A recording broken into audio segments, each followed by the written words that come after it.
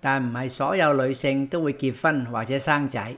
我所識嘅人當中，有一半都唔願結婚，結咗婚又有一半唔願意生仔，所以我假設一半女性會結婚，咁就剩返912500除2，等於456250個已婚女性。好，繼續推測。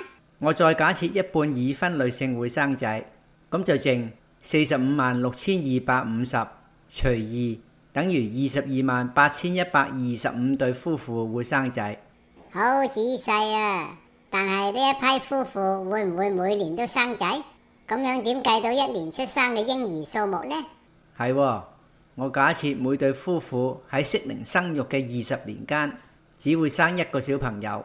咁我將228125對夫婦平分喺呢20年裏邊，每年就會有228125除20，11406個嬰兒出世。